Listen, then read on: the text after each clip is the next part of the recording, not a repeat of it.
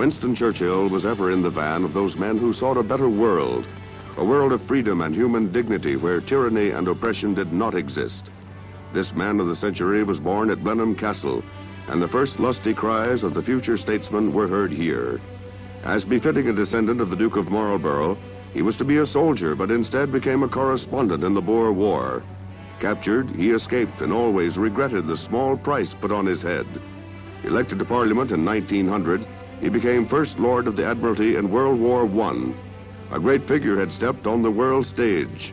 As First Lord, he revitalized the British fleet, and in his dual capacity as Minister of Munitions, he helped develop the tank. He was in and out of office between the two world wars, but never out of the hearts of his countrymen. He received many honorary degrees, topping off dignified affairs by roughhousing with students. Then came the shame of Hitler. A great voice was heard again. And with the British Empire around us, we shall fight on, unconquerable, until the curse of Hitler is lifted from the brows of men.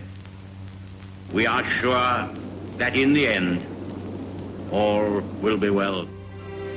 The British stood fast behind their leader. They took every horror Hitler's Luftwaffe could inflict and raised bloody fingers in V for victory salutes. He crossed the ocean many times to confer with President Franklin Roosevelt, and the two leaders inspired free men to renewed efforts against the forces of evil. The Four Freedoms became a charter of democracy and spirit.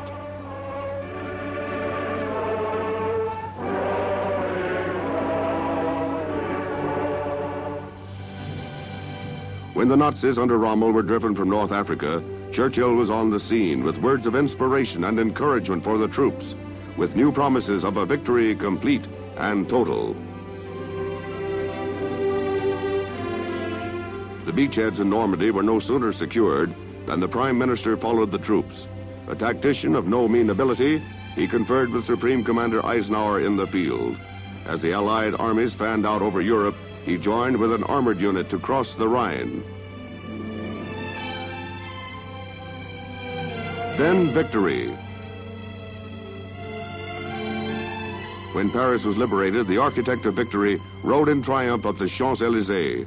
To a man with Churchill's sense of history, this was his finest hour. Then unconditional surrender of the Germans, and he stood proudly beside his king, truly a man of destiny. He was Prime Minister again when he celebrated his 80th birthday with his beloved Clementine. Now Sir Winston, a Nobel Prize winner, he was host to Queen Elizabeth at number 10 Downing Street before relinquishing his seat in Parliament and retiring to his home at Hyde Park Gate. He was confined unwillingly to Middlesex Hospital when he was 87. He looked upon the concern for his broken hip as stuff and nonsense. He was the personification of John Bull himself. In his sunset years, Sir Winston was confined to his home, but through his writings and his many immortal phrases, the name Churchill continues to ring down the corridors of time. We, here and now, were privileged to know greatness.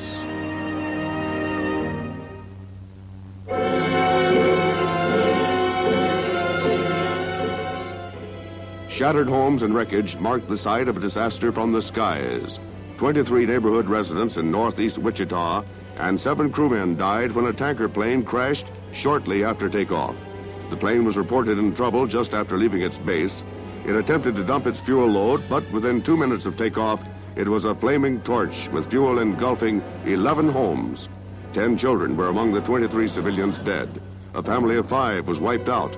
The homes of 200 people were either destroyed or damaged.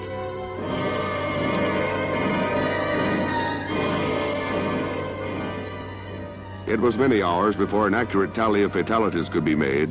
Authorities expressed amazement that the toll wasn't greater. Many seemed to have escaped even injury by some queer stroke of fate. Just what caused the huge tanker plane to crash may never be known.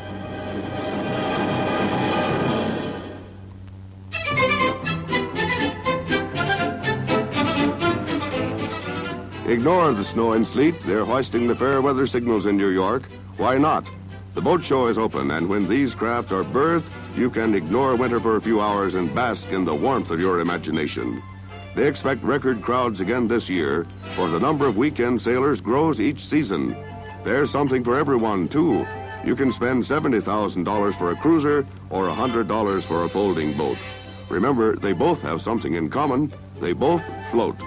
If you prefer that sinking feeling, here's a new one-man submarine for those who seek new frontiers beneath the water.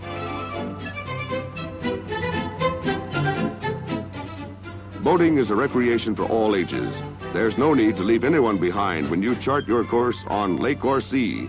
If you don't find a boat to your liking here, it means only one thing: they haven't built it yet.